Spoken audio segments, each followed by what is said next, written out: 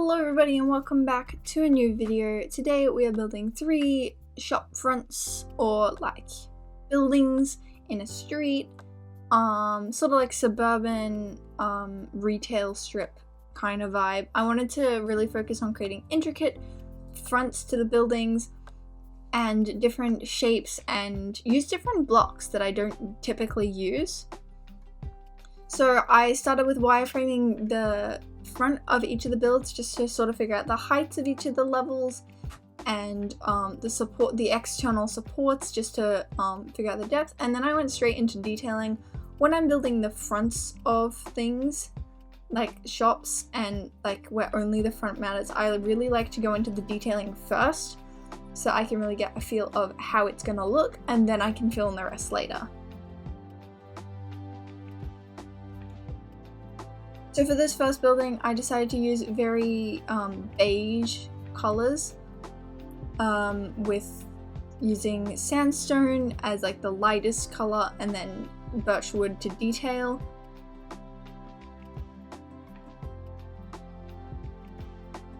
What I did for the detailing was I just added like fences in front of stripped birch logs just to create like a little bit of intricacy, but without making it too complex.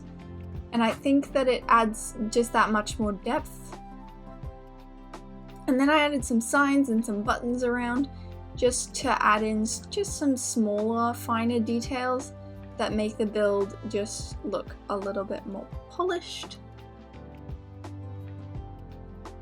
They don't really add anything, but the more you put on, the better, I think, for detailing, especially as intricately as this, and as long as there's not too much going on. And then for the top, I decided to use deep slate because I haven't really used that in a while. I find it's a really dark block and it doesn't go with a lot of things, but I think in this case it works. I also used like a really steep roof line, which is interesting. I wouldn't usually do that for a build like this. Usually I just leave the roof flat. But I think that I was really inspired to try something new and have a steep roofline with a taller build. Yeah, I also think it gave it a bit more of a townhouse sort of vibe. And then I moved on to the second building, and I wanted the door to be raised for this one just to give some like variation in how the buildings are like accessed and like where your eye is drawn to like towards the door.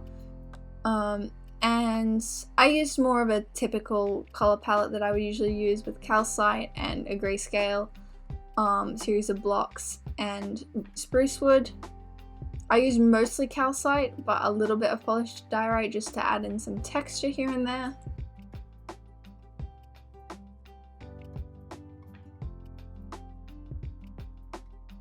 And I just wanted to make it really steep at the top, a really steep A-line or A-frame roof shape, but I didn't end up doing that. I ended up making it more of a 45-degree angle because the building was getting to be too tall and it just looked awkward.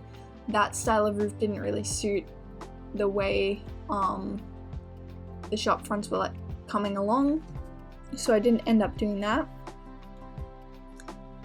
And it also would have looked really awkward with the really shallow roof line that I used for the front.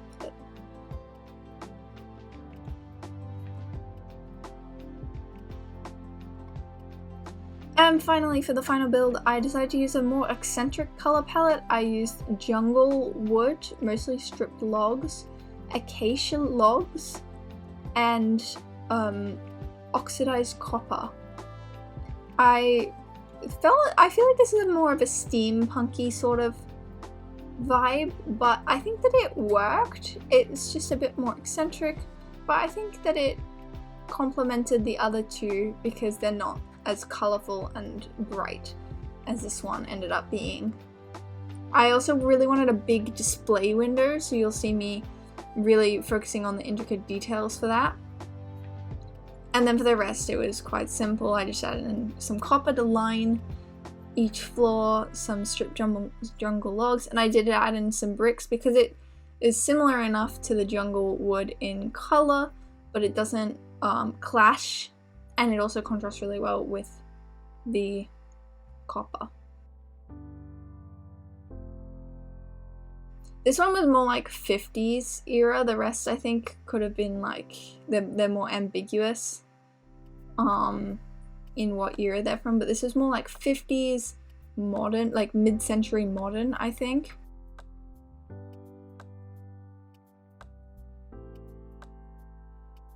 But yeah, so I sort of made it out of two like parts of the building. There was like a brick tall bit with windows and a slight slanted roof, and then there was like the major part of the building with the jungle logs and the copper.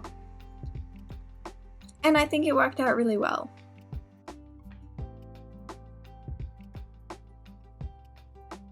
I also focused on detailing a lot in this build with depth and adding in adding in stairs, upside down stairs to add in some sort of depth and just character to the build.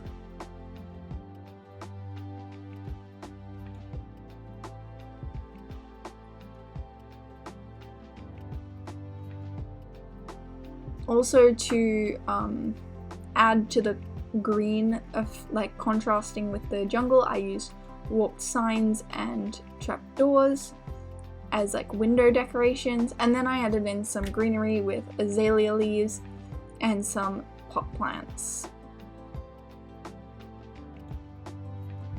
I also added in some moss carpets just to feel like there's some greenery growing on the roofs.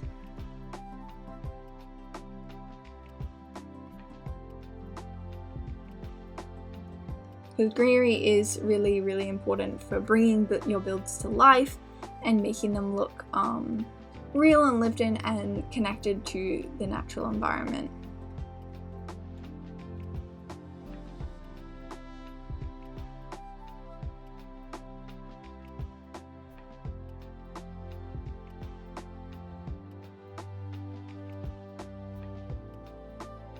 So I also added some bushes in on the side of buildings.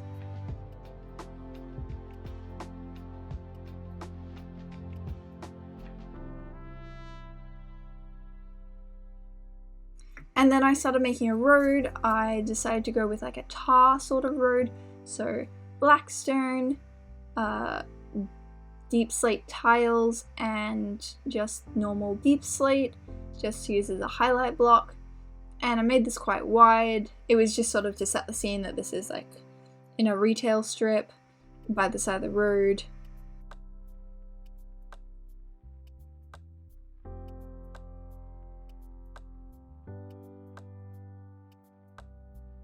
And then I made a gutter using stone stairs. Attention to detail, even if they're really, really small, it makes a huge difference overall on a build. I also added in some street lamps, just a classic design for this one, nether brick walls and fences with lanterns on top. Very simple, you can use it with like almost any style.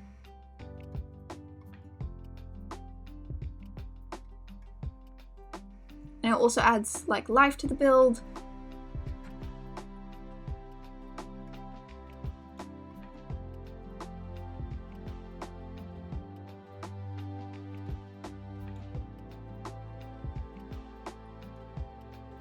And then I just added in a small chair by the side of the road.